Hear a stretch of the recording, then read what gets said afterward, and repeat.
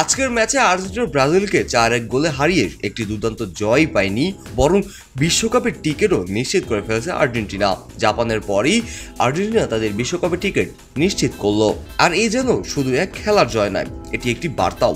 Argentina সত্যি বলতে ব্রাজিলকে এমন এক বোধহয় দিয়ে পাঠিয়েছে যা সহজে ভুলবে না তারা। শুরুতে ব্রাজিলকে যেন বল পেতেই দিতে চায়নি আর্জেন্টিনা। খেলা শুরু হওয়ার সাথে সাথেই প্রথম 2 মিনিটে ব্রাজিলের খেলোয়াড়রা বলই পায়নি। বুঝতেই পারছিলেন আর্জেন্টিনা তাড়াহুড়া অনেক কিছুই বলতে চাইছে। অল্প সময়ের মধ্যে প্রথম গোল, হুলিয়ান অ্যালভারেজ তিনি 3 মিনিট 47 সেকেন্ডে সে গোল করেন। আর ঠিক পরেই দ্বিতীয় গোলের জন্য ফার্নান্দেজ পাসে আলভারেজের আবারও গোল। ব্রাজিলের পাল্টা হামলা, পিএসজি না স্পাইডার আলভারেজের কাছে গোল হজম করে আর্জেন্টিনা। তারপরেও ব্রাজিল যেন নীরব। মাঝে একমাত্র গোলটি এসেছে কুনিয়ার, তবে কিছুতেই গতি বাড়ানো যায়নি ব্রাজিলের। আলমাদার শট, ম্যাকআলিস্টের জাদু আর গ্যালারির উত্তেজনা সব যেন আর্জেন্টিনার জন্য এক দারুণ মুহূর্ত তৈরি করেছে।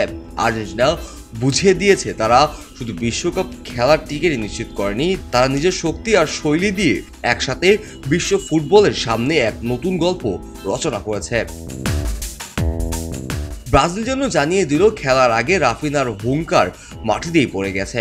আর্জেন্টিনা এমন হাস্যকর জয় যেখানে 71 মিনিটে সিমিওনের গোলও যেন ব্রাজিলের জন্য খেলার শেষ সুর। চিরপ্রতিদ্বন্দ্বীদের পরাজয়ের পরই আর্জেন্টিনার গর্বিত হাসি।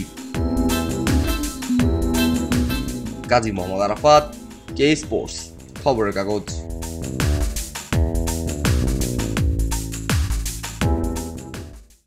খবরের কাগজ, এখন খবর হবে নিখাত, নির্ভীক, নিরপেক্ষ।